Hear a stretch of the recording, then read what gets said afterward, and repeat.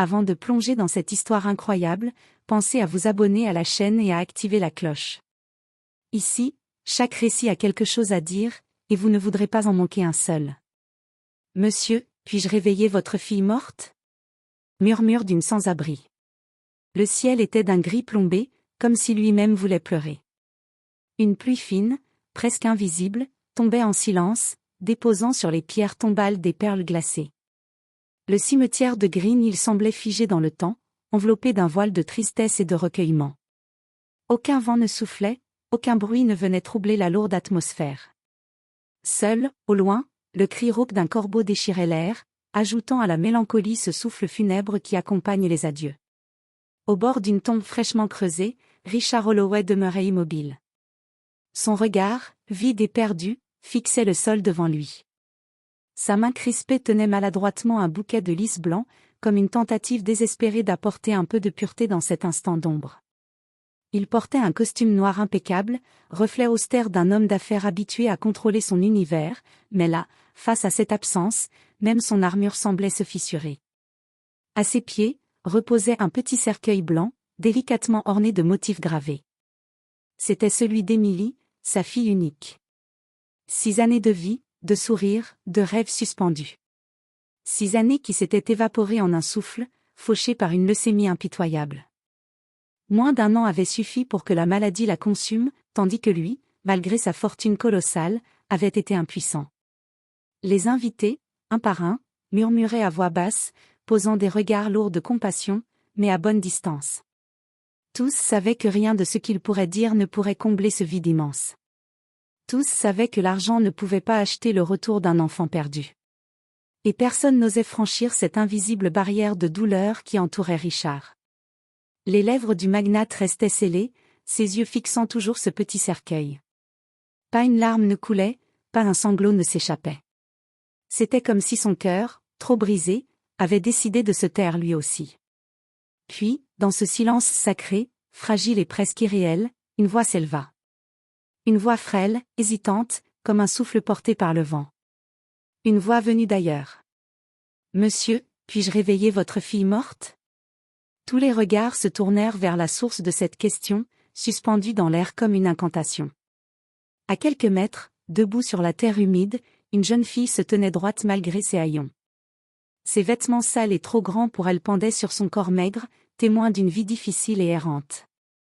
Ses cheveux emmêlés tombaient en mèches désordonnées autour de son visage marqué par la poussière et la fatigue. Ses pieds nus s'enfonçaient dans la boue qui recouvrait le chemin, sans qu'elle semble y prêter attention.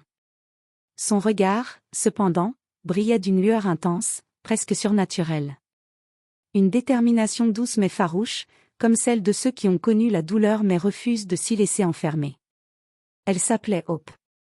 L'indignation monta en vagues explosives parmi les invités, brisant brutalement la solennité de la cérémonie. Des murmures devinrent des chuchotements acerbes, puis des voix hautes, tranchantes, comme autant de lames aiguisées. « Qu'elle sorte d'ici !» s'écria une femme en tailleur, le visage rougi par l'émotion et la colère contenue. « C'est une folle. Une imposteuse !» lança un homme en ajustant nerveusement sa cravate, le regard méfiant et dur. « Comment ose-t-elle venir troubler le deuil? On ne laisse pas entrer des vagabonds ici. C'est un manque de respect pour Emily et pour sa famille. » Les murmures grondants se transformaient en un brouhaha croissant. Plusieurs se tournèrent vers les gardes du corps, prêts à intervenir, comme pour chasser cette étrangère inattendue. On sentait la colère collective bouillonner, menaçante. Mais au milieu de cette tempête de jugement, une main se leva lentement, posée avec autorité sur le bras de l'un des proches qui s'apprêtait à ordonner à Hope de partir. Tous se figèrent instantanément. C'était Richard Holloway. Pour la première fois depuis des jours, depuis que la douleur avait scellé ses lèvres et aveuglé ses yeux, son regard s'illumina. Il n'était plus ce magnate fermé et impénétrable. Il était un père dévasté, mais éveillé par une étincelle d'espoir, aussi infime soit-elle. D'une voix grave, sourde, presque étranglée par l'émotion, il demanda. « Répète, répète ce que tu viens de dire. » Un silence lourd tomba sur le cimetière. Plus personne n'osait parler. Tous les regards convergèrent vers cette jeune fille, frêle silhouette au milieu des costumes sombres. Hope croisa le regard du milliardaire, et sans trembler, répondit d'une voix douce mais ferme, pleine d'une sincérité bouleversante. Je sais que c'est insensé, monsieur. Elle prit une profonde inspiration, comme si elle rassemblait tout son courage. Mais parfois, il faut écouter ce qui dépasse la raison. Ce qui ne s'explique pas, ce que la douleur et la peur nous empêchent de voir. Elle fit une pause, regardant autour d'elle, cherchant à toucher chaque âme présente. Je ne suis ni médecin ni prêtresse. Je ne détiens pas de miracle ni de magie. Je suis juste quelqu'un qui parle avec ceux que plus personne n'écoute. Ceux qui sont partis, mais dont la voix ne s'éteint jamais vraiment. Je peux juste essayer. Pour elle. Et pour vous. Un souffle parcourut la foule. L'indignation s'était éteinte, remplacée par un étonnement mêlé de respect. Quelque chose d'indéfinissable planait dans l'air. Une énergie fragile, mais palpable. Richard, troublé, les yeux embués, ne répondit pas. Il ne la fit pas non plus expulser. Il sentit que, dans ce moment suspendu, cette jeune fille incarnait peut-être la seule chance d'entendre ce qu'il n'avait plus osé écouter, la voix d'Émilie. Les jours qui suivirent l'incident au cimetière furent un véritable tourbillon médiatique. Les chaînes d'information se disputaient les images du cercueil blanc et du milliardaire impassible, contrastant avec cette jeune fille aux vêtements déchirés et au regard pénétrant. Les titres s'affichaient en lettres capitales sur tous les écrans et journaux. Une sans-abri prétend pouvoir réveiller la fille d'un milliardaire. Richard Holloway perd la raison dans son deuil? Miracle ou imposture, l'étrange histoire de Hope, la fille des rues. Les réseaux sociaux s'enflammaient de débats houleux. Certains se moquaient, d'autres accusaient, quelques rares voix exprimaient une forme d'espoir mêlée à l'incrédulité. Mais le tumulte médiatique laissait peu de place à la vérité, souvent déformée par la rumeur et le sensationnalisme. Pourtant, loin des projecteurs, dans le silence de sa luxueuse demeure, Richard Holloway ne cessait de penser à Hope. Son visage, son regard, cette voix qui avait osé briser le silence du deuil. Il voulait savoir. Comprendre. Il devait comprendre. Il lança alors une enquête discrète, loin des caméras et des journalistes. Il demanda à ses assistants de retrouver le passé de cette mystérieuse jeune fille. Ce qu'ils découvrirent changea tout. Hope n'était pas une charlatane. Ni une menteuse cherchant à profiter de la douleur d'un homme. Elle était née dans un quartier pauvre, abandonnée presque dès l'enfance. Sa mère, infirmière dévouée, était tombée dans l'oubli, victime d'une overdose alors que Hope n'avait que 10 ans. Depuis, la rue était devenue sa maison, ses seules compagnes les étoiles et le froid des nuits urbaines. Hope survivait en chantant dans les stations de métro, sa voix cristalline contrastant avec la grisaille de la ville. Elle lisait les noms sur les pierres tombales des cimetières qu'elle traversait, murmurant des prières pour les âmes solitaires. Elle parlait aux morts, disait-elle, non pour déranger, mais pour se sentir moins seule dans ce monde qu'il avait oublié. Mais plus encore, elle passait ses nuits dans un hospice désaffecté, abandonné aux ronces et au silence. Selon les voisins, cet endroit était hanté, peuplé d'esprits d'enfants en fin de vie. Certains affirmaient avoir vu Hope parler à ces présences invisibles, comme si elle avait un lien mystérieux avec eux. Intrigué et ébranlé, Richard prit une décision qu'il n'aurait jamais imaginée, il alla la voir lui-même. Mais ce ne fut pas en homme d'affaires imposant qu'il se présenta. Il la trouva dans un parc, assise sur un banc usé, vêtue simplement, sans escorte ni sécurité. Juste un homme brisé, cherchant des réponses. Il s'assit à ses côtés, et après un silence chargé de 1000 émotions, il lui posa la question qu'il avait sur le cœur. « Qu'est-ce que tu veux, Hope ? De l'argent ? Une maison ?» Elle leva les yeux, le regard clair, et secoua lentement la tête. « Juste qu'on écoute. Qu'on me laisse essayer de lui parler. » « Essayer de lui parler ?» répéta-t-il, surpris. « Oui, monsieur. Parler à Émilie.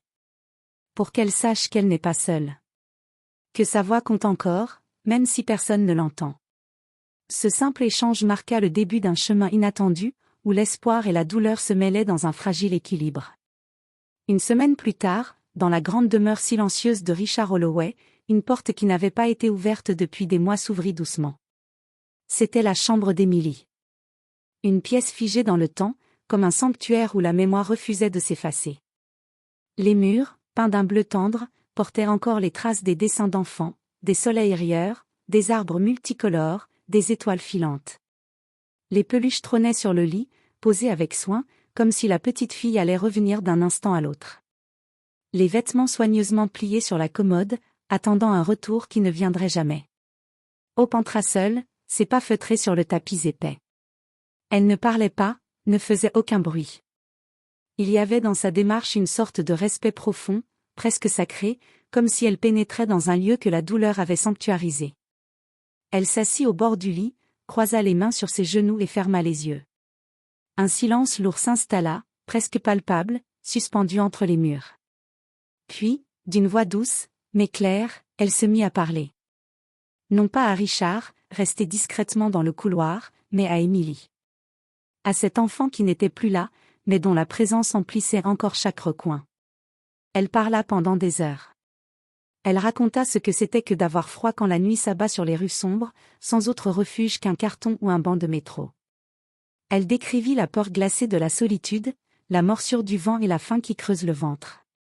Elle parla de la douleur immense de perdre quelqu'un qu'on aime, de la maman qui ne reviendra jamais. Mais elle parla aussi d'espoir. De la main invisible d'un être aimé qui serre la sienne, même quand le corps ne le sent plus. De la lumière fragile qui peut briller dans l'obscurité la plus profonde. De la force qu'on trouve parfois au fond de soi, quand on croit tout perdu. Dans ce silence habité, Richard écoutait depuis le couloir. Chaque mot semblait franchir la porte et toucher quelque chose en lui, quelque chose qu'il n'avait plus connu depuis longtemps, la paix. Ce n'était pas un miracle. Ce n'était pas une résurrection. Mais une lumière douce, discrète, qui venait se poser sur son cœur brisé. Comme si, à travers les mots de Hope, Émilie avait pu lui dire au revoir. Les jours qui suivirent, Richard offrit un toit à Hope. Pas comme une simple œuvre de charité, mais comme un acte de reconnaissance profonde, né d'un respect mutuel. Hope, malgré sa gratitude, refusa poliment l'offre d'une école privée prestigieuse que Richard voulait lui donner. Elle avait d'autres rêves. Elle voulait aider les enfants comme elle. Ceux qui, perdus, brisés, abandonnés, ne trouvaient pas de voie. Richard écouta son souhait et acheta un ancien orphelinat à la périphérie de la ville. Il le fit rénover entièrement, avec des chambres chaleureuses, des salles de classe, des espaces de jeu et des jardins. Hope donna un nom à ce lieu, la Voie des Silencieux. L'orphelinat ouvrit ses portes à des enfants sans papier, sans famille, sans espoir. Des enfants dont la vie semblait écrite à l'encre invisible, mais qui trouvaient là un refuge, une lumière. Chaque nuit, Hope passait dans les chambres, doucement, comme une veilleuse vivante. Elle murmurait à l'oreille des petits comme elle. Tu es vivant. Tu as le droit d'exister. Je t'écoute. Et dans ces mots, souvent les plus simples, résidait une puissance capable de réveiller des âmes endormies. Un an plus tard, le jour de l'anniversaire d'Émilie, le parc central de la ville était métamorphosé. Ce lieu ordinaire, souvent silencieux, vibrait aujourd'hui d'une énergie singulière. Plus d'une centaine d'enfants, des visages marqués par la douleur, l'errance, mais aussi par l'espoir retrouvé, s'étaient rassemblés sous un ciel clair, doucement éclairé par la lumière dorée du soleil couchant. Autour d'eux, des familles, des bénévoles, des voisins curieux, et bien sûr Richard Holloway, dont le costume noir contrastait avec la simplicité des tenues des enfants. Ses yeux, habituellement durs et froids, étaient cette fois humides, brillant d'une émotion qu'il ne cherchait plus à cacher. Au centre de cette assemblée, Hope se tenait debout sur une estrade improvisée, tenant dans ses mains un vieux cahier relié, couvert de notes manuscrites. Elle prit une profonde inspiration avant de commencer à lire, sa voix claire portée par le vent qui caressait doucement les feuilles des arbres. À toi, Émilie, et à tous ceux que la vie a emportés trop tôt, commença-t-elle. Elle lut un poème qu'elle avait écrit, un hommage vibrant à l'amour, à la perte, et surtout, à la mémoire vivante qui unit les vivants et les absents. Les mots parlaient de l'absence comme d'un lien invisible, d'une lumière qui ne s'éteint jamais, même dans la nuit la plus noire. Puis, à la fin de sa lecture, elle s'adressa directement à Richard, reprenant la phrase qui avait bouleversé tant de cœurs. « Monsieur, puis-je réveiller votre fille morte ?» Un silence respectueux suivit, comme une onde de calme traversant la foule. Puis Hope ajouta, d'une voix douce mais déterminée. peut-être que ce n'est pas la mort qu'il faut réveiller, mais la vie que nous avons oubliée. À ce moment précis, chacun tenait dans ses mains une lanterne légère, faite de papier fin. Sur chaque lanterne, un mot ou un nom avait été inscrit, un souvenir, un message, une prière pour un être cher, de l'autre côté. Au signal de Hope, les enfants levèrent leurs lanternes et les lâchèrent doucement dans le ciel. Les lumières flottèrent, vacillèrent, puis montèrent haut, jusqu'à disparaître dans l'immensité étoilée. Richard regarda ce balai silencieux, le cœur serré, les larmes roulant doucement sur ses joues. Il comprit alors que, grâce à Hope, grâce à ses enfants, il avait réveillé bien plus qu'un souvenir. Il avait réveillé l'espoir, la vie, l'amour. Dans ce ciel illuminé par des centaines de petites flammes, il trouva enfin une forme de paix.